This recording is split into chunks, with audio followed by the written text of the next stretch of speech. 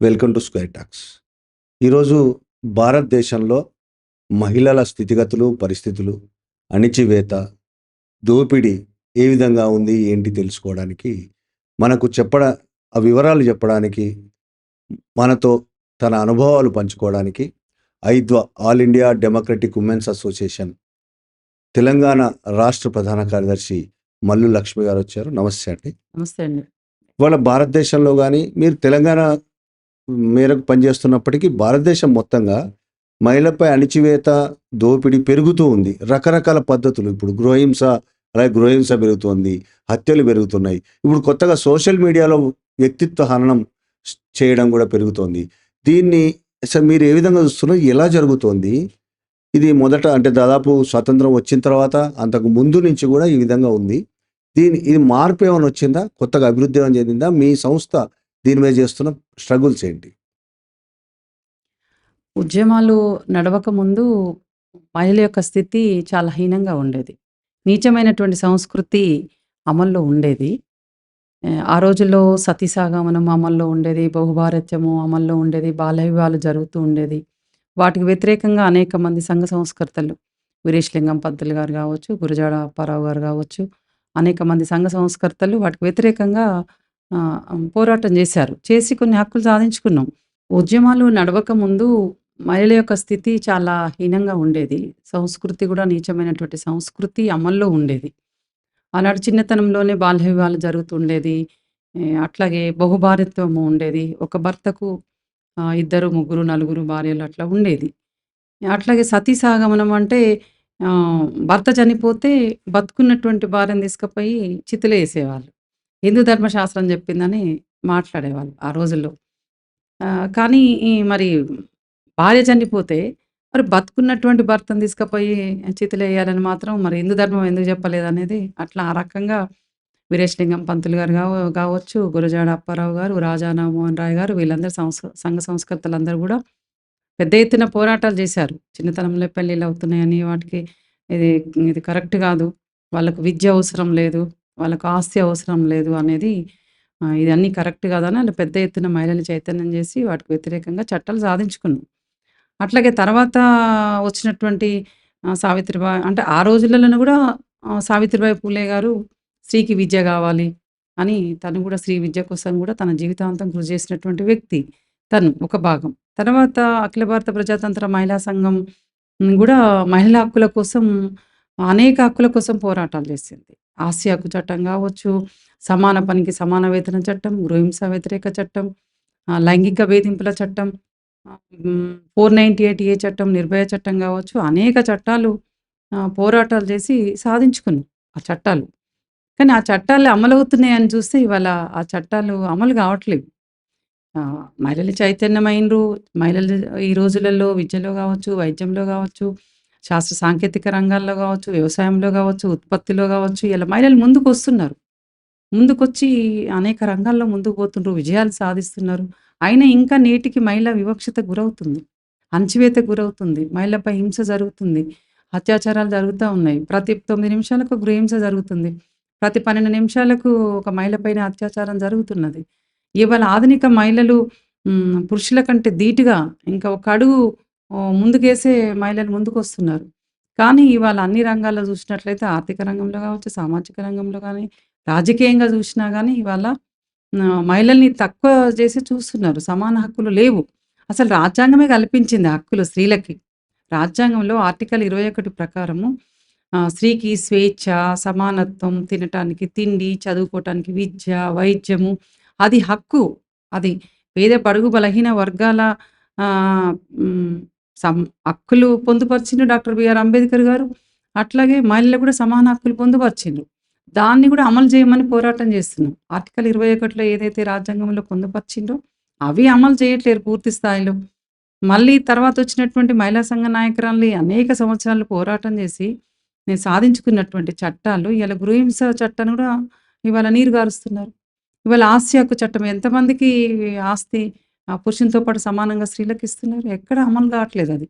అది అసలు ఆ చట్టం ఉందా అనేది కూడా గ్రామీణ స్థాయిలో చాలా మందికి తెలియదు. అట్లాగే పని ప్రదేశాల్లో ఇలా పనిచేస్తారు. భవన నిర్మాణ కార్మికులు గావచ్చు, అనేక సంస్థల్లో పనిచేస్తున్నటువంటి వాళ్ళు గావచ్చు, కాలేజీలలో పనిచేస్తున్నటువంటి స్టూడెంట్స్ గూడా ఉన్నారు. ఇది ఒక ఇవాళ స్టూడెంట్స్ కూడా చాలామందికి తెలీదు. పని ప్రదేశాలలో లైంగిక నిరోధక కమిటీలు వేయాలని చెప్పాం మేము. కానీ ఆ కమిటీలేసిర్రు గానీ, ఆ కమిటీల ఫంక్షనింగే లేదు. ఈ చాలా సందర్భాలలో మేము కాలేజీలో పోయినప్పుడు గానీ, స్కూల్స్‌కి పోయినప్పుడు గానీ, వివిధ సంస్థల్లో ఉన్నటువంటి మహిళల్ని అడిగినప్పుడు గూడా ఆ కమిటీలు ఎక్కడ ఫంక్షనింగ్ కావట్లేవు. ఇట్లా చట్టాలు తీసుకొస్తున్నారు గానీ, చట్టాల్ని అమలు చేయటంలో ఇవాళ ప్రభుత్వాలు పూర్తిగా వైఫల్యం చెందుతున్నాయి. దాంతో పాటు ఇలా రాజకీయ రంగంగా ఎందుకు మహిళలకు మాకు 33% రిజర్వేషన్ కావాలంటున్నాం? మేము ఏదో మహిళలు అధికారంలో కూర్చొని, చైర్‌లో కూర్చొని ఆ పదవి అనుభవించటానికి గాదు. ఇవాళ మహిళలు ఒక హింస ఎదుర్కొంటున్నారు. లైంగిక వేధింపులకు గురవుతున్నారు. దేశవ్యాప్తంగా గృహహింస పెరుగుతుంది. బాల్య వివాహాలు జరుగుతా ఉన్నాయి. ఆడపిల్లల నిష్పత్తి తగ్గిపోతా ఉంది. పేదరికం పెరిగిపోతా ఉంది. 14 సంవత్సరాల నుండి 49 సంవత్సరాలు ఉన్నటువంటి మహిళల్లో రక్తహీనత పెరిగిపోతా ఉంది. పౌష్టికాహారలేమితో ఇవాళ 0.5 ఇయర్స్ లోపు ఉన్నటువంటి పిల్లలు చనిపోతా ఉన్నారు. ఇవన్నీ ప్రశ్నించటానికి ఇవన్నీ ఈ అన్నిటి కోసం ఒక అంటే ప్రధానమైన చట్టసభల్లో ఒక నిర్ణయాలు చేసేటటువంటి పాలసీలో మహిళల యొక్క అధికారం ఉండాలని, నిర్ణయాత్మక దాంట్లో మహిళలకు ప్రాధాన్యత ఇవ్వాలని, ఉన్నప్పుడే మహిళల హక్కులు పరిరక్షించుకోవటానికి లేని చట్టాలు తీసుకురావటానికి కావాలని 33% రిజర్వేషన్ కోసం కూడా దాదాపు 1996 నుంచి మొన్నటిదాకా పోరాటం చేస్తే మొన్న రీసెంట్‌గా మోడీ గారు 2024 ఎన్నికల సందర్భంగా ఆ బిల్లుని తీసుకొచ్చిండు, చట్టం చేసిండు. దానికి కూడా ఒక మంచి నారీ శక్తి వందన అభినయన్ అని పేరు పెట్టిండు. కానీ తీరా అది ఎప్పుడు అమలవుతదంటే ఏం చెప్పాడు? డీలిమిటేషన్. ఆ బిల్లులో ఏమున్నవి? డీలిమిటేషన్ తర్వాత, జనగణన తర్వాత అని అన్నాడు. మరి మహిళలు మోసం చేసినట్టే కదా! 48% ఉన్నటువంటి మహిళలు వాళ్ళకి ఇయాల పార్లమెంట్‌లో 15% కంటే మించి లేరు. అదే పురుషులు 52% ఉంటే వాళ్ళు ఇవాళ 80% పైగా పార్లమెంట్‌లో ఉన్నారు. ఇదెక్కడ న్యాయం? ఇవాళ ఆ డీలిమిటేషన్‌తో మాకేం సంబంధం? జనగణనతో మాకేం సంబంధం? మా మహిళలకు చెప్పింది ఏ వాగ్దానం చేసిండో మోడీ గారు, దాన్ని వెంటనే బిల్లు తీసుకొచ్చిండు, చట్టం చేసిండు, దాన్ని అమలు చేయమంటున్నాం. ఇది నయవంచన ఇది. ఈ మహిళల్ని తన ఓట్లు ఏసుకోవటం కోసం ఎన్నికల ముందు ఆ బిల్లు తెచ్చిండు. మహిళలు చాలా బ్రహ్మాండంగా ఉంది మోడీ గారు రిజర్వేషన్ బిల్లు తెచ్చిండు అని మహిళలు ఆ రకంగా ఆలోచించిండ్రు. మేము అందుకే అఖిల భారత ప్రజాతంత్ర మహిళా సంఘం అప్పటికే చెప్పాం 2024 ఎన్నికల సందర్భంగానే వెంటనే బిల్లుని పాస్ చేయాలంటే చేయలేదు. ఇట్లా మోడీ గారు అంటే మహిళలు సాధించుకున్నటువంటి హక్కులు అంటే బీజేపీ ప్రభుత్వం వచ్చిన తర్వాత మహిళల హక్కులపైన దాడి జరుగుతుంది. ఇలా మహిళలు బయటకొస్తుండ్రు. ఇంట్లో పని చేస్తుండ్రు, బయట పని చేస్తుండ్రు, తన శ్రమకు గుర్తింపు ఉండట్లేదు. అయినా గానీ ఇంట్లో, బయట పని చేస్తున్నారు. హక్కులు సాధించుకుంటున్నాం. హక్కులపైన ఎట్లా దాడి అనుకున్నప్పుడు ఏం తినాలి? ఏ బట్ట కట్టుకోవాలనేది కూడా శాసిస్తున్నారు. హక్కులంటే ఇవే మేము సాధించుకున్నటువంటి హక్కులు. బాల్య వివాహాల వ్యతిరేక చట్టం కావచ్చు, నిర్భయ చట్టం కావచ్చు, పని ప్రదేశాల్లో లైంగిక వేధింపుల చట్టాన్ని సాధించుకున్నాం. ఈ చట్టాన్ని నీరు గారుస్తున్నాడు. ఆ చట్టాన్ని అమలు చేస్తున్నారు. అదే హక్కులపైన దాడి. అందుకే భవిష్యత్తులో ఇప్పటికే మేము పూలే అంబేద్కర్ యాదిలో మహిళా హక్కుల పరిరక్షణ యాత్రని రీసెంట్‌గా ఏప్రిల్ 6 నుంచి 7 దాకా 6 నుంచి దాదాపు 8 రోజుల పాటు మేము యాత్ర కొనసాగించాం. దాంట్లో మహిళల్ని చాలామందిని చైతన్యం చేసాం. అనేక సామాజిక ఉద్యమాలకు సంబంధించినటువంటి నాయకులు కావచ్చు, ప్రజా సంఘాల నాయకులు, అట్లా అనేక విభాగాలొచ్చి చాలామంది చాలా బాగా మాట్లాడారు. ఇవాళ మహిళలు ఇంటి నుంచి బయటికి రావటమే చాలా గొప్ప. వచ్చి ఇవాళ ఏ హక్కు సాధించుకున్నామంటే ఆ హక్కు ఎనకాల ఎంతో త్యాగం, ఆ పోరాట పటిమ వలనే సాధించుకున్నారు. ఆ సాధించుకున్నవి కూడా అమలు జరుగుతలేదు. ఇవి ఎందుకు అమలు చేయట్లేరని అడిగినటువంటి వారిపైన కూడా దాడి జరుగుతుంది. ప్రజాస్వామ్యం పైన కూడా దాడి జరుగుతా ఉంది. ఆ ప్రజాస్వామ్యం పైన దాడి అనుకున్నప్పుడు గౌరీ లంకేష్ గారు ఉన్నారు. కర్ణాటక జర్నలిస్టు. మీరు ఇచ్చిన వాగ్దానాలను అమలు చేయండి. ప్రజా వ్యతిరేక విధానాలు అవలంబిస్తున్నారంటే ఆమె పైన దాడి చేసిండ్రు తన మీద. అట్లా అనేక మంది దబోల్కర్ కావచ్చు, పన్సారే కావచ్చు, వాళ్ళపైన దాడి. పత్రికా స్వేచ్ఛ పైన దాడి. ఎందుకు ఈ మధ్య కాలంలో న్యూస్ క్లిక్ ఎడిటర్ వారు రైతు పోరాటాలు ఢిల్లీలో చేస్తున్నప్పుడు వాళ్ళకి మద్దతుగా రాసినందుకు పేపర్‌లో ఆ సంస్థ మీద దాడి చేసి కేసులు పెట్టిర్రు. అట్లాగే హత్రాస్ ఘటనలో వ్యవసాయంలో పనిచేసుకుంటున్నటువంటి తల్లిదండ్రులు ఓ పక్కన, ఆళ్ళ బిడ్డ ఒక పక్కన పనిచేస్తుంటుంటే ముగ్గురు వ్యక్తులొచ్చి అమ్మాయిని తీసుకుపోయి అత్యాచారం చేసి, ఆమె సాక్ష్యం చెప్తదని నాలుక కట్ చేసి, పక్కటెముకలు ఇరగ్గొట్టి, అమ్మాయిని ఆడ పడేసిపోతే హాస్పిటల్‌లో చనిపోతే ఆ శవాన్ని తల్లిదండ్రులకు ఇయ్యలేదు.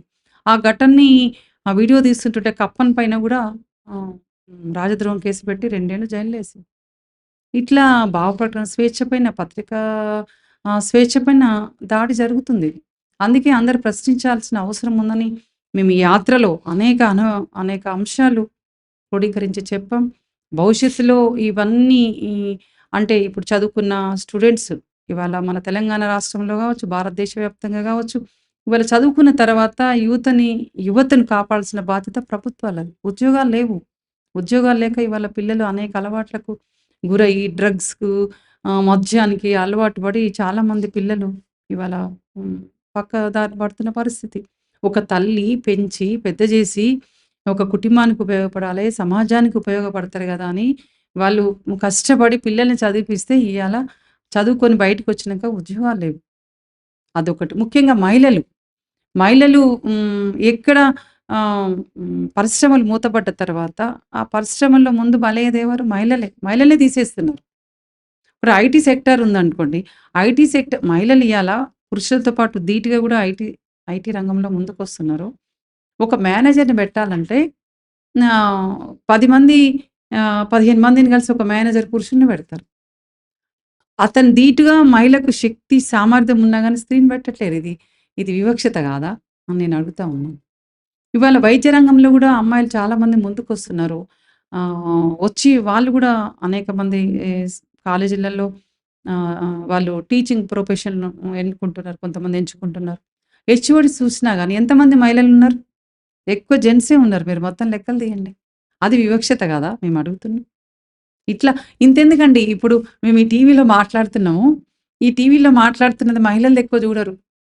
పురుషులకు సంబంధించిన పురుషుల ఇంటర్వ్యూ ఇస్తే పురుషుల ఇంటర్వ్యూస్ ఎక్కువ చూస్తున్నారు. నేను చాలా వ్యూస్ చూస్తున్నాను. మహిళలు మాట్లాడినటువంటి ఇంటర్వ్యూస్ కావచ్చు, జెంట్స్ మాట్లాడినటువంటి ఇంటర్వ్యూస్ చూస్తే ఎక్కువ సబ్జెక్ట్ ఉంటేనే చూస్తారు గదా! అని కాదు. ఇది నేను అనుకున్నదైతే సబ్జెక్ట్ అనే కాదు. సబ్జెక్ట్ ఉన్నటువంటి మహిళలు మాట్లాడినప్పుడు గూడా చూస్తం లేరు. ఇవాళ మహిళలు ఇప్పుడే కాదు తెలంగాణ సాయుధ రైతాంగ పోరాటం కంటే ముందు నుంచి గూడా స్వాతంత్రోద్యమంలో గావచ్చు, అంతకుముందు రష్యా విప్లవంలో గావచ్చు, స్వాతంత్రోద్యమంలో గావచ్చు, తెలంగాణ సాయుధ రైతాంగ పోరాటంలో గావచ్చు, మహిళలు ఎంత త్యాగాలు జేశారు. మహిళలు విరోచితంగా నా బాంచందర నీ కాల్ముక్త అన్నటువంటి మహిళలు తుపాకులు బట్టి అణచివేతకు వ్యతిరేకంగా, దోపిడీకి వ్యతిరేకంగా పోరాటం చేసి హక్కులు సాధించుకున్నారు. మళ్ళీ ఆ దోపిడి ప్రత్యక్షంగా కనిపించింది కాబట్టి ఆనాడు మహిళలు తిరగబడ్డారు. ఆనాడు. ఇయాల దోపిడీ అనేది ప్రత్యక్షంగా కనిపిస్తం లేదు. దోపిడీ.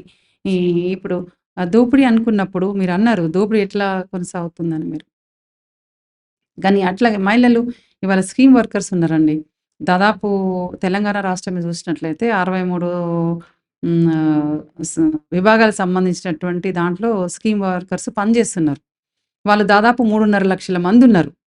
ఈ వాళ్ళు అంగన్వాడీ, ఆశా వర్కర్సు, మధ్యాహ్నం భోజనం వర్కర్సు, 108 ఐకేపీ సెంటర్లు, గ్రామీణ ఉపాధి హామీ, జాతీయ సాక్షరత మిషన్‌లో గావచ్చు, అట్లాగే కస్తూర్బా బాలికల విద్యాలయాలు, అట్లా అనేక అట్లా ఆ రకంగా 63 విభాగాల్లో స్కీమ్ వర్కర్స్ పనిచేస్తున్నారు. వాళ్ళ వేతనాలు ఎంతున్నాయండి వాళ్ళ? వాళ్ళ కనీస వేతనాలు లేవు. అట్లాగే 73 షెడ్యూల్ సంబంధించినటువంటి ఎంప్లాయ్‌మెంట్స్‌లో వాళ్ళు దాదాపు 1,20,000 కార్మికులున్నారు. ఎక్కువనే ఉండొచ్చు. వాళ్ళందరికీ వాళ్ళ కనీస వేతనాలు లేవు వాళ్ళకి. వాళ్ళు ప్రతి 5 సంవత్సరాలకు ఒక్కసారి వేతనాలు సవరించి వాళ్ళకి జీతాలు పెంచాలి. మరి వాళ్ళ శ్రమ తగ్గ వేతనం ఇస్తుర్రు. అది దోపిడీయే గదా! అది దోపిడీ అందుకే ప్రత్యక్షంగా కనపడతం లేదు. బీఆర్ఎస్ వచ్చినప్పుడు వాళ్ళ వేతనాలు పెంచుతున్నారు, పెంచలేదు. మళ్ళీ తర్వాత కాంగ్రెస్ ప్రభుత్వం వచ్చింది. కాంగ్రెస్ ప్రభుత్వం పెంచలేదు. ఇయాల జాతీయ గ్రామీణ ఉపాధి హామీలో ఎవరున్నారు ఎక్కువ పని? మహిళలే ఉన్నారు. జాతీయ గ్రామీణ ఉపాధి పనిచేసే దాంట్లో గావచ్చు, అంగన్వాడీ గావచ్చు, ఆశా వర్కర్స్ గావచ్చు, అట్లాగే మధ్యాహ్నం భోజనం కార్మికులు దేంట్లో చూసినా, ఏ రంగంలో చూసినా మహిళలే ఉన్నారు. ఎక్కువ మహిళలే. ప్రైవేట్ సెక్టార్ చూసినా అంతే. ఇయాల ప్రైవేట్ సెక్టార్‌లో ప్రభుత్వ అట్లాగే విభాగాల్లో ఔట్‌సోర్సింగ్ సంబంధించినటువంటి వాళ్ళు 40,000 మంది లక్ష పైనే దాదాపు ఔట్‌సోర్సింగ్‌లో ఉన్నారు వాళ్ళు. దాంట్లో మహిళలు, అమ్మాయిలున్నారు. వాళ్ళ 20 సంవత్సరాల నుంచి పనిచేస్తున్నారు. వాళ్ళు రెగ్యులరైజ్ చేయట్లేరు ప్రభుత్వం. అట్లాగే 40,000 మంది కాంట్రాక్ట్ బేస్‌లో పనిచేస్తున్నారు. 25 సంవత్సరాల నుంచి. వాళ్ళకి కనీస వేతనాలు లేవు. సుప్రీంకోర్టు చెప్పినటువంటి 26,000 వేతనాలు ఇవ్వాలన్నారు. వాళ్ళకి లేవు. మున్సిపాలిటీలో ఇంతెందుకు మున్సిపాలిటీ వర్కర్స్‌కి ఇయాల వేతనాలు లేవు. ధరలు పెరిగిపోతా ఉన్నాయి. ధరలకు అనుగుణంగా ఇవాళ వేతనాలు ఉండాలి. ఎట్లా అభివృద్ధి అవుతారు మహిళలు? ఇవాళ అభివృద్ధి కావాలంటే, ఒక కుటుంబం అభివృద్ధి కావాలంటే, ఇవాళ మార్కెట్‌లో ధరలు చూస్తే ధరలు బాగా పెరిగిపోయినాయి. ఇటు పక్క చూస్తే పని దొరకట్లేదు. పని దొరికినా ఇయాల ధరలకు అనుగుణంగా వేతనాలు ఉండట్లేవు. మళ్ళీ ఎట్లా అభివృద్ధి కావాలి వాళ్ళు? అభివృద్ధి కావట్లేరు వాళ్ళు. నువ్వు ఒక విద్య, వైద్యము ప్రభుత్వ ఆధ్వర్యంలో నిర్వహించాలి. ఇవాళ కేరళ ఉంది. కేరళ రాష్ట్రంలో విద్యా వైద్యం మొత్తం గవర్నమెంటు దాంట్లోనే నిర్వహిస్తున్నారు. అక్కడ ప్రతి గ్రామానికి ఒక ఒక ఆస్పత్రి. ఆ ఆస్పత్రిలో మొత్తం మెడిసిన్స్ ఒక జిల్లా లెవెల్‌లో కార్పొరేట్ హాస్పిటల్‌లో గనక ఎట్లా వైద్యం అందిస్తారో అట్లాంటి వైద్యం అక్కడ అందిస్తున్నారు. అట్లా భారతదేశ వ్యాప్తంగా ఇవ్వాలి గదా! ఈ తెలంగాణ రాష్ట్రంలో గూడా ఇవ్వాలని గూడా అఖిల భారత ప్రజాతంత్ర మహిళా సంఘం మా రాజ్యాంగం మాకు కల్పించిన హక్కు విద్య, వైద్యం ప్రభుత్వ ఆధ్వర్యంలో నిర్వహించాలని పోరాటం చేస్తున్నాం. కానీ ఏదో జిల్లాకొకటి కొన్ని హాస్పిటల్స్ పెట్టి దాంట్లో హాస్పిటల్స్‌లో డాక్టర్స్ ఉండరు, సిబ్బంది ఉండరు, 4థ్ క్లాస్ సిబ్బంది లేరు. చాలా నర్సుల కొరత ఉంది. కేంద్ర వ్యాప్తంగా చూసినా మన బడ్జెట్ చూస్తే వైద్యానికి 2.05 కేటాయించిర్రు. మరి కేటాయిస్తే అంత తక్కువ నిధులు కేటాయిస్తే గవర్నమెంట్ హాస్పిటల్స్‌లో ఇప్పటికి డాక్టర్స్ లేరు, నర్సులు లేరు, 4థ్ క్లాస్ సిబ్బంది లేరు. చాలా ల్యాబ్స్ పనిచేయట్లేరు. మరి ఇట్లాంటియన్నీ మరి బడ్జెట్ తగ్గిస్తే అక్కడ ఉండవు. పరికరాలు ఉండకపోవచ్చు, అనేక ఇన్‌స్ట్రుమెంట్స్ ఉండకపోవచ్చు. పోయినటువంటి వాళ్ళకి వైద్యం పూర్తి స్థాయిలో అందదు. కాబట్టి ప్రైవేట్‌కి పోతున్నారు. ప్రైవేట్‌కి పోయేసరికి వాళ్ళు పాపం అప్పు చేసి హాస్పిటల్ కట్టాల్సొస్తుంది. అట్లాగే విద్య. కేరళలో విద్య గూడా మొత్తం గూడా అందరు పేద మధ్యతరగతి వర్గం గూడా అక్కడ నాణ్యమైనటువంటి విద్యను అందిస్తారు అందరికి. ఇక్కడ లేదక్కడ. ఇక్కడ విద్యకు గూడా కేంద్రంలో జూషినా గానీ, రాష్ట్రంలో మనం జూషినా గానీ 8% కంటే ఎక్కువ ఇక్కడ తెలంగాణ రాష్ట్రంలో కాంగ్రెస్ గవర్నమెంట్ 8% కంటే ఎక్కువ కేటాయించింది. ఇక్కడ తెలంగాణ రాష్ట్రంలో ఆకునూరి మురళి గారు ఆధ్వర్యంలో విద్యా కమిషన్ వేసిండ్రు. ఏసి ఆ కమిషన్ మొత్తం రాష్ట్ర వ్యాప్తంగా తిరిగి 15% నిధులు కేటాయించాలి. ఎందుకంటే స్కూల్స్‌లో మౌలిక వసతులు లేవు. కాబట్టి ఈ చుట్టూ ప్రహరీ గోడలు లేవు. ఒక నాణ్యమైనటువంటి విద్యను అందించాలంటే రాష్ట్ర ప్రభుత్వం 15% నిధులు కేటాయించాలంటే, ఇక్కడ గూడా 8% మాత్రమే కేటాయించిర్రు. ఇక కేంద్రానికి వచ్చినట్లయితే వాళ్ళు గూడా 5% కేటాయించిర్రు. మరి ఎట్లా స్కూల్స్ ఇప్పటికే 10,000 స్కూల్స్ పైన మూతబడ్డాయి. భారతదేశ వ్యాప్తంగా చూసినట్లయితే 10,000కి పైన ఇలా స్కూల్స్ మూతబడ్డాయి. మరి ఎట్లా బడ్జెట్ తగ్గిస్తే మరి ఎట్లా సాధ్యమవుతది?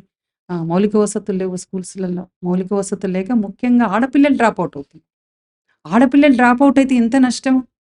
ఇప్పుడు భారత రాజ్యాంగంలో స్త్రీకి ఆ రోజులలో స్త్రీకి విద్య అవసరం లేదు, ఆస్తి అవసరం లేదు, పురుషులతో పాటు సమాన హక్కులు అవసరం లేదు అని మాట్లాడుతున్నటువంటి ఈ దేశంలో ఆడవాళ్ళు గూడా మనుషులే.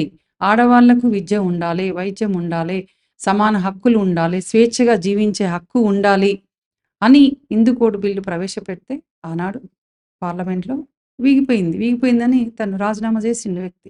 మరి అప్పటినుంచి ఇప్పటిదాకా ఇంకా మేము విద్య గావాలే, మాకు వైద్యం గావాలే ఎన్నాళ్ళు అడుక్కోవాలి. గవర్నమెంటు విధానాలు ఎట్లుండాలి? మహిళలకు మేనిఫెస్టో‌లనే రూపొందించాలి.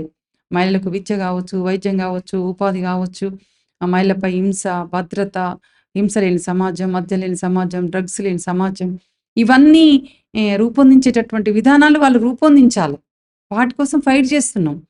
కానీ ఇంకా మహిళలంటే ఒక రెండో తరగతి పౌరురాలుగానే ఉంది గాబట్టి, ఇవాళ అణచివేత ఉంది గాబట్టే స్త్రీల పట్ల అట్లా మేనిఫెస్టో‌లో పెడతలేరు. వాళ్ళు స్త్రీలను అభివృద్ధి చేయాలి. ఒక స్త్రీ అభివృద్ధి అయితేనే ఈ దేశం అభివృద్ధి అయితదని కార్ల్ మార్క్స్ చెప్పిండు. కార్ల్ మార్క్స్ కూడా అదే చెప్పిండు. స్త్రీకి ఏమి అవసరం లేదు. ఉత్పత్తిలో భాగస్వామ్యం కావాల్సిన అవసరం లేదు. హక్కు లేదన్న నేపథ్యంలో కూడా కార్ల్ మార్క్స్ కూడా అదే చెప్పిండు.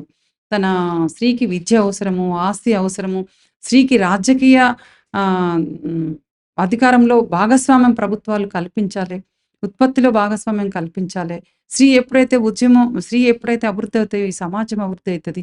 స్త్రీ అభివృద్ధికి ఈ కొలమానం దేశానికి కొలమానం అభివృద్ధే అని ఆనాడు కార్ల్ మార్క్స్ 1848లో కమ్యూనిస్ట్ ప్రణాళిక రాసినప్పుడు తన ప్రణాళికలో పొందుపరిచిండు. ఇట్లా అనేక మంది ఒక అనుభవాలతో వాళ్ళు హ్మ్, ఒక పక్క పూలే గావచ్చు, ఒక పక్క అంబేద్కర్ గారు గావచ్చు, ఒక పక్క కార్ల్ మార్క్స్ గావచ్చు, ఒక పక్క సంఘ సంస్కర్తలు గావచ్చు, మరో పక్క మహిళా సంఘాలు, మహిళా విభాగాలు మహిళల కోసం పోరాటం చేస్తుంటే స్వాతంత్రం వచ్చిన దగ్గర నుంచి ఇప్పటిదాకా ఇంకా మహిళల పట్ల వివక్షత కొనసాగుతుంది. ఇది తగదు ప్రభుత్వాలకు. నేను చెప్పదలుచుకుంది ఏందంటే, మహిళలు మేమేం కోరుకుంటున్నాం? ఒక స్వేచ్ఛగా జీవించే హక్కు కోరుకుంటున్నాం. ఎందుకు అడుగుతున్నాం? ఆర్జికర్ కాలేజ్‌లో అమ్మాయి ట్రైనీ డాక్టర్ అమ్మాయి పైన అత్యాచారం జరిగింది. అత్యాచారం చేసి ఆమెకి అత్యాచారం చేసి చంపేసిండు. హత్రాస్ ఘటన గావచ్చు, కత్తువా ఘటన గావచ్చు. కత్తువా ఘటన ఏందండి? ఒక 8 సంవత్సరాల పాప గుళ్ళో తీసుకపోయి ఆమెను అత్యాచారం చేసి మీరట్ నుండి అతను తీసుకొచ్చిండు. అమ్మాయి మీద అత్యాచారం చేయటానికి. వానికిష్టం అత్యాచారం చేయటం అంటే, వాడిని తీసుకొచ్చి అత్యాచారం చేసి ఆ రోజే చంపేయాలనుకుంటే, నాకింకో రోజు గూడా నాకు ఆ అమ్మాయిని చేయాలనుంది లైంగికంగా అని చెప్పి, వాని కోరిక ప్రకారం తెల్లారి మళ్ళీ అత్యాచారం చేసి ఆ పాపని అప్పుడు చంపేసిండ్రు. ఇది ఎట్లా తెలుసని అనుకున్నప్పుడు మా బృందాకరత్ గారు మాకు ఆల్ ఇండియా గైడ్ తను. తను అక్కడికి వెళ్ళి తను మొత్తం ఆ కుటుంబ సభ్యులందరిని కలిసి మాట్లాడితే ఇది. ఇట్లా అనేక ఘటనలు. బిల్కిస్ బాను ఘటన గూడా అంతే. బిల్కిస్ బాను 2002లో గుజరాత్ అల్లర్‌లో ఆ కుటుంబం మొత్తం గూడా వెళ్తూ ఉంటుంటే ట్రక్కులో, ఆ ట్రక్కుని ఆఫ్ చేసి, ఆ కుటుంబ సభ్యులందరిని వాళ్ళందరిని లేడీస్‌ని అత్యాచారం చేసి, ఆ కుటుంబ సభ్యులను చంపేసి, తన బిడ్డను గూడా బండకేసి కొట్టేసి, తన 5 నెలల గర్భవతైన తను అత్యాచారం చేసి చనిపోయిందని ఆడ పడేసిపోతే, ఆమె బ్రతికి వచ్చి కేసు పెడితే, అది వాస్తవం అని తెలిసి 11 మంది మీద వాళ్ళకి మరణశిక్ష పడితే ఆహ్, వాళ్ళు సత్ప్రవర్తన అనేది గుజరాత్ హ్మ్. కోర్టు. అక్కడ విడుదల చేసిర్రు. ఇదెక్కడ అన్యాయం మరి? ఓ పక్క మహిళలకు రక్షణ కావాలి, భద్రత కల్పించాలని చెప్తున్నాము. ఓ పక్క మోడీ గారు మహిళాభివృద్ధే మా ధ్యేయం, మహిళా సాధికారతే మా ధ్యేయము. మహిళలు అభివృద్ధి అవుతనే కదా!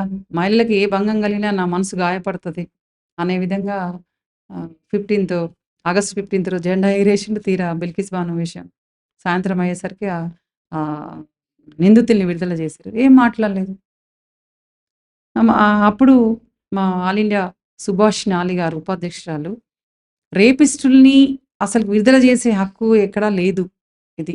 కాబట్టి రేపిస్టులు బయట ఉంటే ఏం మెసేజ్ పోతది? మేము అత్యాచారం ఇంకెవ్వరినైనా చేయొచ్చు మేము అనే విధంగా ఇంకా ఎక్కువ అత్యాచారాలు జరగటానికి ఎక్కువ స్కోప్ ఉంటది. అందుకే ఈ బయట ఉన్నటువంటి నిందితుల్ని లోపలికి పంపించాలని కోర్ట్‌లో పిల్లేస్తే గెలిస్తే బయట ఉన్నటువంటి రేపిస్టుల్ని లోపలికి పంపించినటువంటి ఘనత అఖిల భారత ప్రజాతంత్ర మహిళా సంఘానికి దక్కింది. ఇట్లా అనేక ఘటనలు మణిపూర్ ఘటన గావచ్చు, ఏ ఘటన జరిగినా ఏమి మాట్లాడరు. కేంద్రంలో ఉన్న ప్రజాప్రతినిధులు గావచ్చు, మోడీ గారు గావచ్చు, మాట్లాడరు వాళ్ళు. నిందితుల పక్షాన్నే ఉంటుండ్రు. బిల్కిస్ బాను ఘటన అంతే ఉన్నారు. మణిపూర్ ఘటన ఏం మాట్లాడలేదు. కతువా ఘటనలో వాళ్ళని అరెస్ట్ చేస్తే విడుదల చేయాలని మాట్లాడిండ్రు. మహిళా రెజిడర్లు ఈ మధ్య కాలంలో మహిళా రెజిడర్లు వాళ్ళు పతాకాలు తీసుకొచ్చి భారతదేశానికి పేరు ప్రతిష్టలు తీసుకొచ్చినటువంటి మహిళా రెజిడర్ల పైన బీజేపీ ఎంపీ బ్రిజ్‌భూషణ్ చరణ్ సింగ్ మమ్మల్ని లైంగికంగా వేధిస్తుండ్రని పోలీస్ స్టేషన్‌కి వెళ్ళి వాళ్ళు కేసు పెడితే కనీసం కేసు ఫైల్ చేయలేదు. అనేక మంది వాళ్ళకి సపోర్ట్‌గా అఖిల భారత ప్రజాతంత్ర మహిళా సంఘం అనేక మంది అభ్యుదయవాదులు, క్రీడాకారులు పెద్ద ఎత్తున బయటకొచ్చి ఆందోళన చేసిన తర్వాత కేసు నమోదు చేసిర్రు. ఇంతవరకు ఆయన మీద కేసే లేదు అతని మీద. దర్జాగా తిరుగుతున్నారు. ఇట్లా అనేక ఘటనలు మహిళల పైన జరుగుతుంటే 2014 బీజేపీ ప్రభుత్వం అధికారంలోకొచ్చిన దగ్గర నుండి చూసినట్లయితే ఇవాళ మహిళల్ని ఆహ్, పట్ల ఉండకుండా నిందితుల పక్షాన నిలబడుతుండ్రు. మహిళల అభివృద్ధి కోసమే ఇప్పుడు అందాల పోటీలు పెడుతున్నామని చెప్తున్నారు. మహిళలను ప్రపంచానికి పరిచయం చేయడం కోసం, మరింతగా వాళ్ళ వ్యక్తిత్వం వికాసం కలగడం కోసం అందాల పోటీ ఇప్పుడు తెలంగాణలో అందాల పోటీ జరగబోతుంది. దీన్ని ఎట్లా చూస్తారు మీరు? అంటే మేము మహిళా సంఘాలు అందానికి వ్యతిరేకం గాదు. అందాల పేరుతో మహిళ యొక్క ఆత్మ గౌరవాన్ని భంగపరిచే విధంగా అందాల పోటీలున్నాయని ఉన్నాయి గాబట్టి మేము దాన్ని వ్యతిరేకిస్తున్నాం. ఎందుకు అనుకున్నప్పుడు అందాల పోటీల్లో ఆహ్, మీ ఛాతీ ఇంతుండాలి, ఇన్ని అంగుళాలుండాలి, నడుము ఇంత అంగుళాలుండాలి, నడుము కింద ఇన్ని అంగుళాలుండాలి. ఇన్ని అంగుళాలుంటేనే మీ అందమైన అమ్ లేడీ అని ఒక కిరీటం ఇస్తారు. దానికి వ్యతిరేకం మేము. అట్లాగే ఇవాళ అందాల పోటీలు ఎవరు లాభపడతారు? వాళ్ళ వాళ్ళ కాస్మెటిక్ వస్తువులు అమ్ముకోవటం కోసం ఇయాల ఆహ్, వ్యాపారస్తులు, కార్పొరేట్‌లు వాళ్ళు బాగుపడతారు తప్ప ఎవరు దీనికి బాగుపడరు. వాళ్ళ మార్కెట్‌ని విస్తరింపజేయటం కోసము మహిళల్ని ఒక విలాస వస్తువుగా చూస్తున్నారు కాబట్టి దానికి వ్యతిరేకమని మేము ఇవాళ ప్రభుత్వాన్ని ఆ అందాల పోటీలని రద్దు చేయాలని జేఏసీ ఆధ్వర్యంలో మేము అనేక కార్యక్రమాలు రూపొందించుకొని సదస్సులు పెట్టుకోవటము, ర్యాలీ నిర్వహించటము, దానికి సంబంధించినటువంటి నిర్వాహకులకు మెమోరాండాలు ఇవ్వటం జరుగుతుంది. ఇవాళ తెలంగాణ రాష్ట్రంలో మేమేం కోరుకుంటున్నామంటే 6 గ్యారంటీలు ఇచ్చిర్రు. 6 గ్యారంటీలు అమలు చేయండి ఈరోజు. అట్లాగే ఉపాధి లేదు ఇవాళ. చాలామంది ఉపాధి లేక అనేక ఇబ్బందులు ఎదుర్కొంటున్నారు. స్కూల్స్‌లలో మౌలిక వసతులు లేవు. అట్లాంటి తీసుకురండి. మౌలిక వసతులు స్కూల్‌లో మౌలిక వసతులు కల్పించి స్కూల్స్‌లోకి ఒక బడ్జెట్‌ని పెంచి స్కూల్స్‌ని స్ట్రెంథెన్ చేసే విధంగా ఆ విధానాలు తీసుకురండి. కానీ స్త్రీల యొక్క ఔన్నత్యం పెరుగుతది. తెలంగాణ రాష్ట్రంలో చేనేత, ఆహారము, తెలంగాణ అభిరుచులు వీటితోటి గౌరవం పెరుగుతదని చెప్తున్నారు. వాటితో గౌరవం పెరగదు. స్త్రీలు ఇవాళ వ్యవసాయంలో పనిచేస్తున్నారు. అన్ని రంగాల్లో పనిచేస్తున్నారు. అనేక రంగాల్లో పనిచేస్తున్నటువంటి మహిళల యొక్క ఔన్నత్యాన్ని ముందుకు తీసుకురండి. వాళ్ళ వాళ్ళ ప్రతిభని వెలికి తీయండి అని మేము చెప్తా ఉన్నాం. ఇవాళ తెలంగాణ సాయుధ పోరాటంలో పోరాటం చేసినటువంటి అనేక మంది వ్యక్తులున్నారు వాళ్ళు. అదే చెప్తా ఉన్నారు. జేఏసీ ఆధ్వర్యంలో ఒక ఆరుట్ల కమలాదేవి, ఒకరు చాకలి ఐలమ్మ, ఒక మల్లు స్వరాజ్యం. వీళ్ళందరూ దేనికి ప్రతీక? వాళ్ళు అందమైనటువంటి వ్యక్తులంటే. అందము అనంటే జనం కోసం, జనం బాగు కోసం, జనం అభివృద్ధి కోసం వాళ్ళు త్యాగాలు చేసిండ్రు. అట్లాంటి త్యాగాల చేసినటువంటి వాళ్ళని కీర్తించకుండా ఇయాల అందాల పోటీలతో ఇవాళ పోటీలు పెట్టి దానితోటి స్త్రీల యొక్క ఔన్నత్యం పెరుగుతదనేది మాట్లాడుతుండ్రు. నిర్వాహకులు కావచ్చు, స్మిత సబర్వాల్ గారు కావచ్చు, పర్యాటక మంత్రి జూపల్లి కృష్ణారావు గారు కావచ్చు, స్త్రీల ఔన్నత్యాన్ని పెంచడం కోసం అని చెప్తున్నారు. ఆ స్త్రీల ఔన్నత్యం కాదు, స్త్రీల యొక్క ప్రాధాన్యత తగ్గించే విధంగా ఆ పోటీలు తప్ప ఇది స్త్రీల ఔన్నత్యాన్ని పెంచేటటువంటి అందాల పోటీలు కాదు. మాకు విద్య కావాలి, వైద్యం కావాలి, మాకు భద్రత కావాలి, హింస లేని సమాజం కావాలి తెలంగాణ రాష్ట్రంలో, మాదక ద్రవ్యాలు లేని రాష్ట్రం కావాలి. అట్లాగే పోర్నో వెబ్‌సైట్‌లు చైనాలో, మలేషియాలో, సింగపూర్‌లో నిషేధించారు. ఈ రాష్ట్రంలో గూడా, ఈ దేశంలో గూడా, ఈ రాష్ట్రంలో గూడా పోర్నో వెబ్‌సైట్‌లను నిషేధించాలి. పని ప్రదేశాలలో లైంగిక నిరోధక కమిటీలు వేసి దాన్ని పకడ్బందీగా అమలు చేయాలి అని మేము ఒక స్వేచ్ఛగా, గౌరవంగా జీవించే హక్కు మాకు కావాలి. అట్లాంటి విధానాలు తీసుకొచ్చే విధంగా ఒక జాతరలాగా మహిళలకు ఏం గావాలి, ఏం డిమాండ్స్ కావాలి, ఇంకా మహిళలు ఏం కావాలి అనేది విధంగా వాళ్ళు మహిళా రంగాలను పిలిచి ఇట్లాంటి పోటీలు పెట్టాలి గానీ, ఈ మహిళల యొక్క ఔన్నత్యాన్ని, మహిళల యొక్క అభివృద్ధిని ఒక దిగజార్చేటటువంటి ఈ అందాల పోటీలు. జూపల్లి కృష్ణారావు గారు పర్యాటక శాఖ మంత్రి. అందాల పోటీలు మహిళల ఆత్మ గౌరవానికి ప్రతీక అని చెప్తూ, మరోపక్క మహిళల ఆత్మ సౌందర్యాన్ని వేడుకగా అందాల పోటీలు నిర్వహించటమే మా ఉద్దేశ్యం అని చెప్తున్నాడు. మేమేమంటున్నాం మహిళా సంఘాలుగా, అందాల పోటీలు శ్రామిక సౌందర్యాన్ని వేడుకగా నిర్వహించాలని మేము చెప్తున్నాం. కానీ విద్య, వైద్యము ఇవన్నీ మా హక్కు అవి కల్పించండి. దాంతోపాటు డ్రగ్స్ లేని సమాజం కావాలి మాకు. మాదక ద్రవ్యాలు లేని సమాజం కావాలి. అంటే డ్రగ్స్ నియంత్రించాలి, మద్యాన్ని నియంత్రించాలి, మహిళలకు భద్రత కల్పించే విధానాలు రూపొందించాలని. అట్లాగే ఈరోజు అమ్మాయిలు స్కూల్స్, కాలేజెస్‌కి వెళ్తున్నారు. రిమోట్ ఏరియాలలో. పెట్రోలింగ్ ఉండాలి. పెట్రోలింగ్ లేకపోవటం వల్ల గూడా ఎక్కువ మహిళల పైన, అమ్మాయిల పైన లైంగిక వేధింపులు జరుగుతా ఉన్నాయి. అందుకనే పెట్రోలింగ్‌ని ఏర్పాటు చేయాలి. ఇట్లాంటి విధానాలు మాకు కావాలని మేము అడుగుతా ఉన్నాం. అది ప్రొవైడ్ చేయాల్సినటువంటి అవసరం రాష్ట్ర ప్రభుత్వం మీద ఉందని డిమాండ్ చేస్తున్నాం. ఇంతకుముందు మీరు మాట్లాడిన దాంట్లో ఐలమ్మ, చాకలి ఐలమ్మ, ముల్ల స్వరాజ్యం లాంటి వాళ్ళతో మాట్లాడారు. అలాగే ఇప్పుడు జరుగుతున్న సౌందర్య పోటీలు, అందాల పోటీలు ఒకవైపు జరుగుతున్నాయి, ప్రభుత్వాలు చేస్తున్నాయి. ఇందాక మీరు మాట్లాడుతున్నప్పుడు కూడా హిందూ మతం ఎంత దుర్మార్గమైన పరిస్థితి మహిళలకు కల్పించి రెండవ తరగతి పౌరురాలుగా చూసింది. ఇప్పటికీ అదే కొనసాగుతోంది. కాబట్టి వెనకబాటుతనం వల్ల మహిళలు ముందుకు రావట్లేదు. ఒకవైపు ప్రభుత్వము, రాజ్యం అణిచివేత, వెనకబాటుతనం వల్ల కూడా మహిళలు ముందుకు రావట్లేదు. అది కూడా మీరే అన్నారు.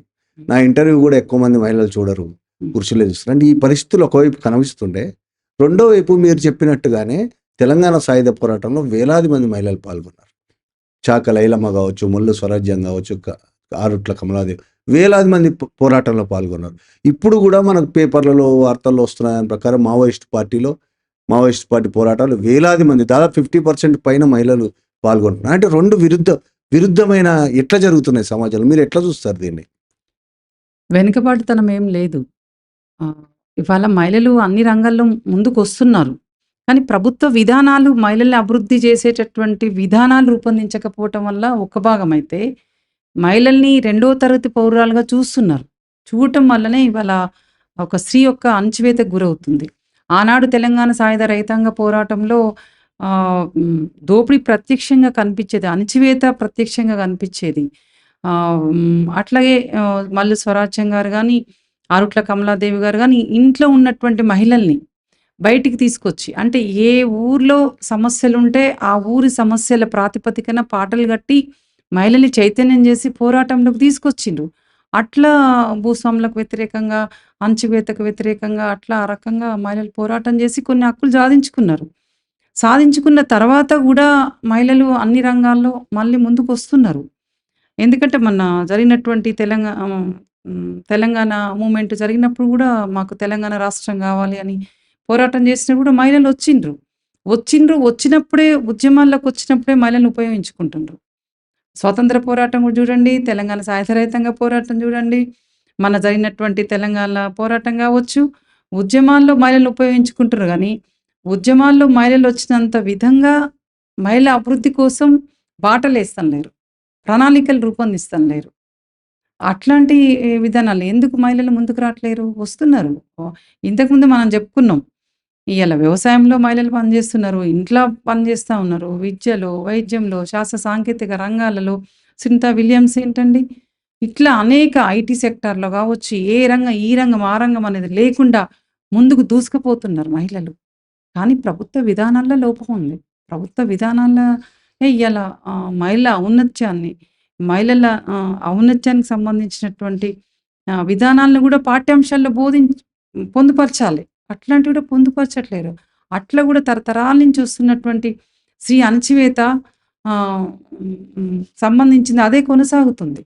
ఇప్పుడు రెండో తరగతి పౌరురాలుగా ఉండకుండా ఉండాలంటే సమాన హక్కులు, రాజ్యాంగంలో పొందుపరిచిన హక్కులు ఇప్పటికి లేవండి. ఇప్పటికి లేవు. ఇంకా అడగాల్సి వస్తుంది మేము. ఆ హక్కులు లేకపోవటం వల్లే స్త్రీ తక్కువ అనేది భావన కలుగుతుంది. చాలామంది ఎక్కడ భావన ఉందంటే తక్కువ పర్సెంటేజ్ వేసుకుంటే ఎట్లా? చాలా కుటుంబాల్లో, చాలా సొసైటీలో జరుగుతున్న ఘటనలు కావచ్చు, ఇళ్లలో జరుగుతున్నటువంటి ఘటనలు కావచ్చు, అనేక కుటుంబాలలో మా దగ్గరకొచ్చే వ్యక్తులు చెప్తున్నారు. వాళ్ళు ఒక డెసిషన్ తీసుకునే సందర్భాలలో స్త్రీలకు ప్రాధాన్యత ఇవ్వరు. వాళ్ళదే పైచేయి నడుస్తుంది. ప్రభుత్వంలో ఇంతెందుకు? ప్రభుత్వంలో ఇప్పుడు 33% రిజర్వేషన్ కల్పిస్తే 181 మంది మహిళలొస్తాం. ఇప్పుడు చూస్తే మరి 73, 74 మంది మహిళలున్నాం. మరి అదే 33% రిజర్వేషన్ కల్పిస్తే 181 మందొస్తే 181 మంది మాట్లాడగలుగుతాం గదా! ఒక 74 మంది ఉన్నదానికంటే 181 మంది మహిళలుంటే, యెస్, మా మీద అత్యాచారాలు జరుగుతున్నాయి, వేధింపులు జరుగుతున్నాయి, దేశంలో పేదరికం పెరుగుతుంది, ఆర్థిక అసమానతలు పెరుగుతా ఉన్నాయి, గృహహింస పెరుగుతుంది, బాల్య వివాహాలు జరుగుతా ఉన్నాయి, రోజు రోజుకు పెరిగిపోతా ఉన్నాయి అని ఇవన్నీ మాట్లాడటానికి, ప్రశ్నించటానికి, మా విధానాలు రూపొందించుకోవటానికి, ఒక మహిళ పైన ఎంత వేగంగా అత్యాచారాలు జరుగుతున్నాయో అంత కఠినమైనటువంటి చట్టాలు తీసుకురావాలని మాట్లాడడానికి మాకు హ్మ్, విధాన నిర్ణయాలలో భాగస్వామ్యం కావాలంటున్నాం. అది కల్పించకుండా పైపైన కొన్ని సంక్షేమ పథకాలు పెట్టి ఈ సంక్షేమ పథకాలతోటి అభివృద్ధి అయితయి అంటే అవుతారా? కారు. సంక్షేమ పథకాలతో పాటు విద్య, వైద్యము, రాజకీయ రంగాలలో, సాంస్కృతిక రంగాలలో అట్లా అవకాశాలు కల్పించినప్పుడే మహిళలు అభివృద్ధి అవుతారు. వీటి గురించి మాట్లాడరు. ఇయాల తెలంగాణ సాయుధ పోరాటంలో స్వరాజ్యంగా ఆనాడు ఏం మాట్లాడింది? తినటానికి తిండి లేకపోతే గడిలను మహిళలు చైతన్యం చేసి గడిల మీద దాడి చేసి వడ్లను జనానికి పంచిపెట్టింది. బియ్యం గింజలు పంచిపెట్టింది. ఇయాల ఆ పరిస్థితి ఉందా? ఇయాల ఏ యాజిటేషన్ చేయాలన్నా ఇవాళ వెంటనే ఒక రాజ్యం అనొచ్చు. కేంద్రంలో కావచ్చు, రాష్ట్రంలో కావచ్చు. వెంటనే పోలీసు డిపార్ట్‌మెంట్ వాళ్ళతోటి అణచివేస్తున్నారు. ఉద్యమాలను అణచివేస్తున్నారు. ఇప్పుడు పార్లమెంట్‌లో మహిళా రిజర్వేషన్ కోసం దాదాపు అన్ని పార్టీలు ఒప్పుకున్నాయి. 33% రిజర్వేషన్. కానీ చాలా ఏళ్లుగా అది మగ్గిపోతుంది. సరే అదొక వైపు.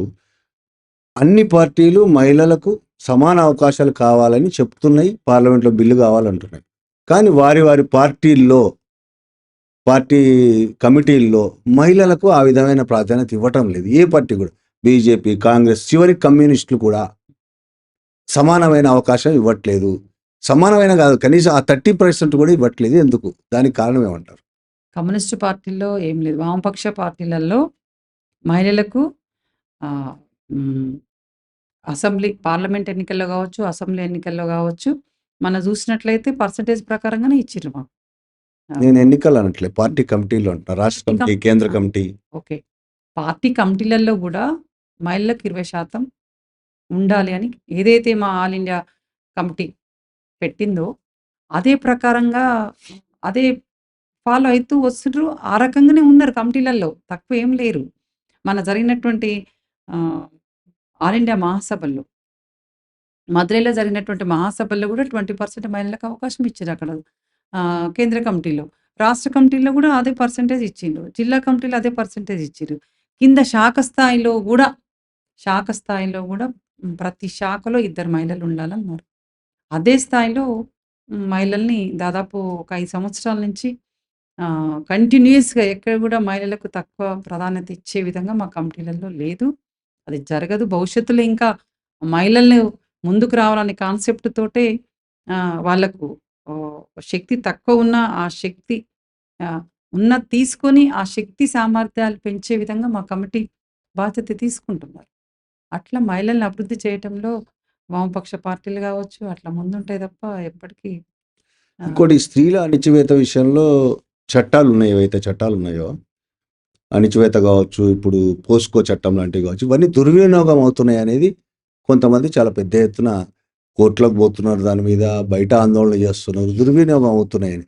అంటే దుర్వినియోగం అనే పేరుతో ఆ చట్టాన్ని రద్దు చేయించే కార్యక్రమం కూడా కావచ్చు. దీన్ని ఏ విధంగా చూస్తారు? దుర్వినియోగం నిజంగానే అవుతున్నాయా? అయితున్నాయి కదండి. నిర్భయ చట్టం ఉంది. ఇప్పుడు ఒక కేసు, కొన్ని కేసులు వస్తాయి. కొన్ని కేసులు వస్తే దాన్ని వెంటనే ఫాస్ట్ ట్రాక్ కోర్టు ద్వారా పరిష్కరించాలి. ఏండ్లు ఇవాళ వాళ్ళు కేసు పరిష్కారం కావట్లేదు. కాకపోయేసరికి అది నష్టమే గదా! లాస్ట్‌కొచ్చేసరికి ఏదో రకంగా రాజుపడుతున్నటువంటి పరిస్థితులు. అటు ప్రభుత్వ వైఫల్యం ఉంది, ఈ పోలీస్ యంత్రాంగం వైఫల్యం ఉంది. అదొక భాగం. రెండో భాగము నిర్భయ చట్టానికి నిధులు కేటాయిస్తే కేంద్రంలో ఉన్నటువంటి ప్రభుత్వం మొత్తం గూడా వాళ్ళకి సంబంధించినటువంటి విభాగాలకు మళ్ళిచ్చింది తప్ప, ఈ నిర్భయ చట్టంలో కొన్నున్నాయి దేనికి ఉపయోగించాలి ఈ నిధులనేది. అట్లా మహిళల భద్రతకు ఆ నిధులు అంటే నేను అన్నది మీకు, స్త్రీలు దుర్వినియోగం చేస్తున్నారు ఈ చట్టాలని. స్త్రీలన్నారా మీరు? స్త్రీలు ఈ చట్టాలను దుర్వినియోగం చేస్తున్నారు. భర్త విడాకులు తీసుకుందాం అనుకుంటే భర్త ఫ్యామిలీ మొత్తం మీద 498A అన్నారు. అదొకటి, ప్లస్ పోస్కో కూడా పోక్సో చట్టం కూడా మైనర్లు అనే పేరుతో ఆ విధంగా కూడా దుర్వినియోగం చేస్తున్నారు. రేపు కేసులు పెడుతున్నారు. దుర్వినియోగం జరుగుతుంది కాబట్టి దీన్ని రద్దు చేయాలని ఆందోళన జరుగుతుంది. దీన్ని ఎట్లా చూస్తారు మీరు? ఇది 100% తప్పిది. ఎప్పుడైనా మహిళలు మీద అత్యాచారాలు జరిగినాయని, లైంగికంగా వేధించిందనేది జరగవు. ఏదో రకంగా మహిళల్ని ఏదో రకంగా లైంగికంగా వేధిస్తారు కాబట్టే వాళ్ళు మాట్లాడతారు తప్ప, ఆ దృష్టితో చూడాలి గానీ ఎవరైనా బయటకొచ్చి నా మీద ఒక మనిషి ఇలా అనకున్నా అన్నాడు అని పెట్టి అట్లా దుర్వినియోగం చేసే విధంగా ఇప్పటి మహిళలు లేరు. ఇప్పటి మహిళలు చదువుకున్నారు, చైతన్యమైనరు. ఒకళ్ళు చెప్తే వినే స్థాయిలో మహిళలు కూడా లేరు అట్లా. అది కరెక్ట్ కాదు. వాళ్ళ చైతన్యంతోటే పురుషులు ఎందుకు వాళ్ళు కూడా ఎందుకు సమాజంలో అన్నీ ఉన్నాయి. ఇవన్నిటిని నిషేధిస్తే ఇలా పురుషులు కూడా మంచిగా తయారు కావడానికి అవకాశం ఉంటది. మద్యం కావచ్చు, ఇంతకుముందు అనుకున్న డ్రగ్స్ కావచ్చు, అశ్లీల చిత్రాలు కావచ్చు, ఇట్లాంటియన్నీ బయట ఉన్నవి. ఉన్న తర్వాత ఆహ్, ఒక ఒక పురుషుడు ఒక డ్రగ్స్ తీసుకున్నాక తల్లెవరో, పిల్లెవరో తెలియకుండా ఇవాళ లైంగిక వేధింపులు జరుగుతున్నాయి. ఇంతెందుకు నల్గొండ జిల్లాలో 60 సంవత్సరాలు ఉన్నటువంటి పెద్దావిడ, ఆమె రోజు అదే కాలనీలో ఉన్నటువంటి ఇద్దరు పిల్లలు. ఆమె రోజు షాపుకి పోతది, ఇంటికొస్తూ ఉంటది. వస్తుంటే మధ్యాహ్నం టైంలో "పెద్దమ్మ ఈ తాళం తీతురావా" అని అన్నారు ఇద్దరు పిల్లలు. మన పిల్లలే గదా అని ఆమె పోయి తాళం తీసింది. తీయగానే వెంటనే ఆ పెద్ద మనిషిని లోపల పట్టుకుపోయి డ్రగ్స్ తీసుకున్న మత్తులో ఆమెను అత్యాచారం చేసి అక్కడ ఉన్నటువంటి రోకలి బండ తీసుకొని కొట్టి చంపేసి. ఆ పోలీసు వాళ్ళు వచ్చినాక అక్కడే తలకాయ పట్టుకొని కూర్చుండ్రు. "ఏందిరా" అంటే "మేము డ్రగ్స్ తీసుకున్నాం, మాకేం తెలియలేదు." ఈ సొసైటీలో ఇట్లాంటియన్నీ రూపుమాపాల్సినటువంటి బాధ్యత ప్రభుత్వాలది. ఇవన్నీ ఉన్న తర్వాతే మహిళల పైన ఎక్కువ పెరుగుతుంది. పైగా మహిళలు 498 చట్టం కావచ్చు, పోక్సో చట్టం కావచ్చు, ఇంకో చట్టం కావచ్చు, ఇవన్నీ మహిళలు దుర్వినియోగం చేస్తున్నారని మాట్లాడుతున్నారు. ఇప్పుడు ఇప్పుడు అర్బన్ కల్చర్ చూసుకుంటే ఇప్పుడు మేము హైదరాబాద్ లాంటి సిటీలు కావచ్చు, ఢిల్లీ కావచ్చు, బొంబే కావచ్చు. గతంలో పురుషులు అణిచివేత, పితృస్వామిక వ్యవస్థ ఒకటి అణిచివేత అది ఉండేది. ఇప్పుడు ఇక్కడున్న కల్చర్ వ్యాపార కల్చర్ కోసం, వ్యాపారం కోసమే కావచ్చు, వ్యాపార కల్చర్, డ్రగ్స్, గంజాయి, పబ్బులు, వీటిలో స్త్రీలను కూడా అమ్మాయిలు కూడా దీంట్లో బాగా ఇన్వాల్వ్ అవుతున్నారు. అబ్బాయిలతో సహా అమ్మాయిలు కూడా. దీనివల్ల దీని మీద మీ ఐద్వా చేస్తున్న పోరాటం ఏంది? ఓన్లీ దీంట్లో స్త్రీల హక్కులు కూడా ఇమిడి ఉన్నాయి కదా దీంట్లో. పబ్బులు ముఖ్యంగా పబ్బులనేది బ్యాన్ చేయాలి. ఇవాళ కొంతమంది అందరూ మహిళలు పోతున్ననేది కరెక్ట్ కాదు. ఏదో కొంతమంది అమ్మాయిలు వాళ్ళ ఎంజాయ్‌మెంట్ కోసం వెళ్తున్నారు. మాట వాస్తవం. అది పబ్బులు లేకుండా చేయాల్సిన బాధ్యత ఎవరు తీసుకోవాలి? ప్రభుత్వాలది. మేము అదే చెప్తా ఉన్నాం. ఇవి పబ్బులు కల్చర్ అనేది లేకుండా చేయాలని పోరాటం చేస్తున్నాం గానీ ప్రభుత్వాలు ఏదో పైపైన అవేం లేవని చెప్తున్నారు. ఇప్పుడు పబ్బులు కాకుండా ఇంకా రకరకాలుగా సిస్టాలొచ్చినాయి గదా! రేవ్ పార్టీలు ఇట్లాంటి రకరకాలొస్తున్నాయి. మరి అవి లేకుండా చేయాల్సిన బాధ్యత ఎవరిది? పెరిగిపోతుంది. హైదరాబాద్‌లో కూడా డ్రగ్స్ విపరీతంగా డ్రగ్స్, మాదక ద్రవ్యాలు, రేవ్ పార్టీలు ఇవన్నీ పెరిగిపోతున్నాయి. ఇవి లేకుండా నిర్మూలించాల్సిన బాధ్యత ప్రభుత్వాలది. ఏదో కొంతమంది దృష్టిలో చేసుకొని అందరు మహిళలు చేసిండ్రు అనేది కరెక్ట్ కాదది. వర్షన్ అనేది మా అభిప్రాయం. అంటే నేననేది అందరు మహిళలు చేస్తున్నారు. మహిళలు కూడా, యువతులు కూడా అలవాటవుతున్నారు, అటువైపు వెళ్తున్నారు అనేది. దాని మీద అసలు మీరు ఏ విధమైన చర్యలు? పోరాటం అంటే ప్రభుత్వం మీదనే కాదు. ఆ విధమైన కల్చర్‌కి అలవాటు పడకుండా మీరు ఏ విధమైన కాలేజెస్‌లో అవేర్‌నెస్ తీసుకొస్తున్నాము. ఇంకా ఎక్కువ తీసుకుపోవాల్సిన అవసరం ఉంది. అంటే కాలేజీలలో మేము నవంబరు 25 అంతర్జాతీయ హింసా వ్యతిరేక దినం నుండి డిసెంబర్ 10 మానవ హక్కుల దినోత్సవం వరకు మేము కాలేజీలలో, స్కూల్స్‌లలో సెమినార్స్ నిర్వహిస్తున్నాము. కానీ అవి మేము ఇంకా పెద్ద ఎత్తున అవేర్‌నెస్ తీసుకురావాలి. అది తీసుకురాలేకపోతున్నాము. అది భవిష్యత్తులో ఇంకెక్కువ మహిళల్ని చైతన్యం చేసే దిశగా ఉండాల్సిన అవసరం ఉందని కూడా అనుకున్నాము. ఇప్పటికే చాలా స్కూల్స్‌లో, కాలేజెస్‌లో ఎవరు నష్టపోతారు? నష్టపోయేది ఎవరు? మనమే గదా! కాబట్టి మన ఏ లక్ష్యం కోసం మనం స్కూల్స్‌కొచ్చి చదువుతున్నాం, కాలేజీలోకొచ్చి చదువుతున్నాము. మన పేరెంట్స్ ఏంటి? మన స్థితిగతులేంటి? మనమేంటి అనేది ఒకసారి వెనక్కి తిరిగి ప్రశ్నించుకోవాలి. నష్టపోయేది మనమే ఉంటదని అట్లా ఆ రకంగా ఏ అంటే చిన్న సెక్షన్‌లో 10థ్ క్లాస్ చెప్పే అమ్మాయిలకు ఒక రకంగా, ఇంటర్మీడియేట్‌లో అమ్మాయిలకి ఎలా చెప్పాలి? ఇంజినీరింగ్ స్టూడెంట్స్‌కి వాళ్ళని ఏ రకంగా మోటివేట్ చేయాలనే పద్ధతిగా మేము ఆ సెమినార్స్ నిర్వహిస్తున్నాం. ఏదేమైనా ప్రభుత్వాలు పూనుకుంటేనే సాధ్యమవుతది తప్ప, ఏ మహిళా సంఘాలు, ఏ మహిళా విభాగాలు చేసినంత మాత్రాన ఇది ఆగిపోదు. ఎందుకంటే ఒకటే ఉదాహరణ చీప్ లిక్కర్ ఉన్నది. మేము ఎప్పటినుంచో సారా బంద్ చేయాలని ఆనాడు రోషమ్మ గారు కావచ్చు నెల్లూరులో దుబ్బగుంటలో ఆనాడు పోరాటం చేసి మల్లి స్వరాజ్యం గారు కావచ్చు అనేక మంది పోరాటం చేస్తే ఎన్టీ రామారావు గారు ఉన్నప్పుడు బంద్ చేశారు. మళ్ళీ తర్వాత యథావిధిగా కొనసాగింది. అది క్రైమ్ రేట్ పెరిగిన మాట వాస్తవం. మద్యం లేనప్పుడు బంద్ చేసినప్పుడు క్రైమ్ రేట్ తక్కువుంది. మళ్ళీ ఈ మద్యం మళ్ళీ యథావిధిగా చంద్రబాబు నాయుడు తీసుకొచ్చిన తర్వాత క్రైమ్ రేట్ పెరిగింది. అందుకే ఎప్పుడైనా ప్రభుత్వం పూనుకుంటే కంపల్సరీ సాధ్యమవుతది. కానీ దాని మీద నడుస్తుంది ప్రభుత్వం. అంటే అది ఆదాయం అంతా దాని మీదే వస్తుంది. ప్రత్యామ్నాయ మార్గాలు ఎంచుకోవాలి కదండీ! అది వాస్తవమే.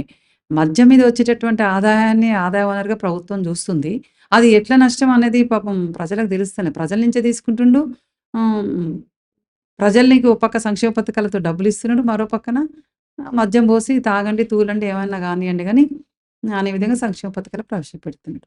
అందుకే ఒక చీప్ లిక్కర్ మేము చీప్ లిక్కర్‌ని గూడా బ్యాన్ చేయాలని పోరాటం చేసినాం. మొత్తం అఖిల భారత ప్రజాతంత్ర మహిళా సంఘం ఆధ్వర్యంలో ఒక జాథా రాష్ట్ర వ్యాప్తంగా నిర్వహించినాం. నిర్వహించినప్పుడు మన కేసీఆర్ గారు బ్యాన్ చేసినట్టు బ్యాన్ చేసిండు. మళ్ళీ తర్వాత యథావిధిగా కొనసాగించారు. అందుకే ప్రభుత్వాలు తలుచుకుంటే తప్పనిసరిగా రేవ్ పార్టీలు గావచ్చు, పబ్బులు గావచ్చు, మద్యం గావచ్చు ఏదైనా బంద్ జేయొచ్చు. ఒక మహిళా సంఘాల అవేర్‌నెస్ తీసుకురాగలుగుతాం గానీ, మొత్తం పూర్తిగా కంట్రోల్ చేస్తాం అనేది గూడా సాధ్యం గాదు. అందుకే ఇప్పుడున్న ప్రభుత్వాలు వ్యాపారస్తుల ప్రయోజనాల కోసం నడుస్తున్న ప్రభుత్వాలు ఇవన్నీ చేస్తాయని మీరు అనుకుంటున్నారా? అవును గదా! వాళ్ళ ఓ పక్క ఏందంటే ప్రజలు వ్యతిరేకత రాకుండా ప్రజలకు కొన్ని సంక్షేమ పథకాలు చూస్తారు. రైతులకు గావచ్చు, పేద వర్గాలకు గావచ్చు, ఆహ్, మహిళా సంఘాలకు గావచ్చు, ఒక పూర్తి స్థాయిలో అభివృద్ధి అయ్యేటటువంటి విధానాలు తీసుకురావాలి గానీ, కొన్ని సంక్షేమ పథకాలు పెట్టంగానే దీనివల్ల అభివృద్ధి అవుతామని అనుకుంటారు చాలామంది గ్రామీణ ప్రాంతాల్లో ఉన్నటువంటి వాళ్ళు. ఎడ్యుకేటెడ్స్ అట్లా ఆలోచించకపోవచ్చు.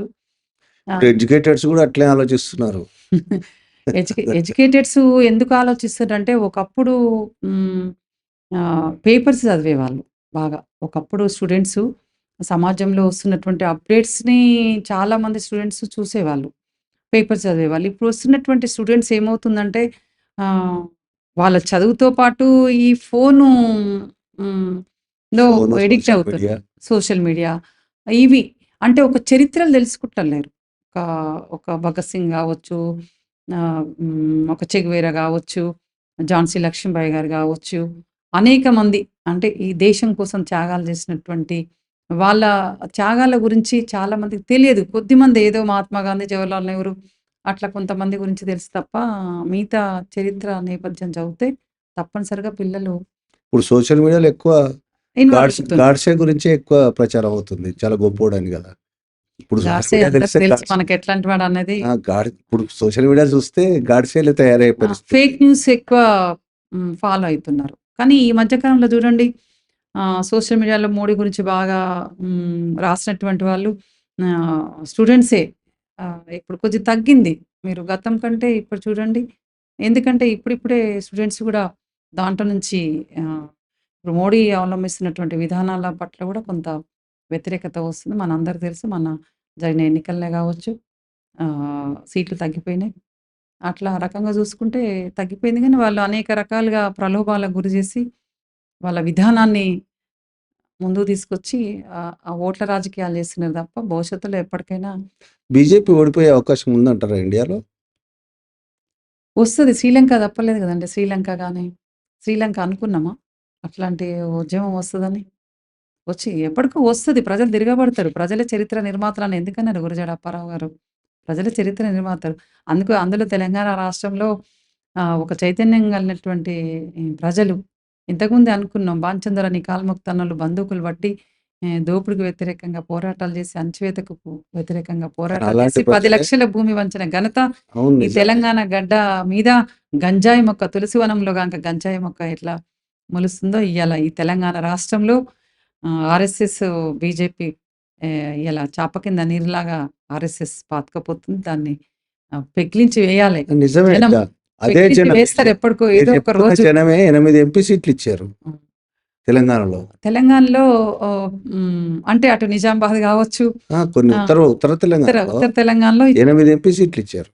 ఉత్తర తెలంగాణ అంటే ఒక్కొక్కసారి ప్రభుత్వాలు అవలంబిస్తున్నటువంటి విధానాలకు ఎటు పోవాలో తెలియక ఆహ్, బీజేపీకి క్రాస్ అయినాయని మేము అనుకుంటాం. ఈ అందాల పోటీకి సంబంధించి ఇంకేమన్నా కార్యక్రమాలు ఉన్నాయా మీవి? మొన్న చేసిన నిరసన ప్రదర్శన కాక ఇంకా పోటీలకు సంబంధించి వ్యతిరేకిస్తే ఏమైనా ఉన్నాయా ఆ! కార్యక్రమం? ఏ మేము రేపు సెవెంత్ అనుకుంటా. సెవెంత్ రోజు స్టార్ట్ అవుతున్నవి. ఫస్ట్ 10థ్ అన్నారు. తర్వాత సెవెంత్ అన్నారు. 10థ్ అన్నారు. మళ్ళీ ఇప్పుడు సెవెంత్. సెవెంత్ స్టార్ట్ అవుతున్నాయి. సారీ. ఓహ్! ఆ సెవెంత్ రోజు మేము ప్రదర్శన చేయాలనుకున్నాం. ఈ అందాల పోటీలను వ్యతిరేకించాలని మే సెవెంత్ రోజు ఏదైతే స్టార్ట్ అవుతుందో అందాల పోటీలు, ఆ రోజు ప్రదర్శన ఉంటుంది. తర్వాత ఇందిరా పార్క్ వద్ద ధర్నా కార్యక్రమం తీసుకున్నాం. తర్వాత నెక్స్ట్ కార్యక్రమాలు వరుసగా యాక్టివిటీస్ ఉంటున్నాయి. థ్యాంక్ యూ అండి లక్ష్మి గారు. వివరాలు ఓకే. Thank you. మహిళల సమస్య మీద వివరంగా చెప్పినందుకు thank you. Thank you. Thank you very much. It's all right.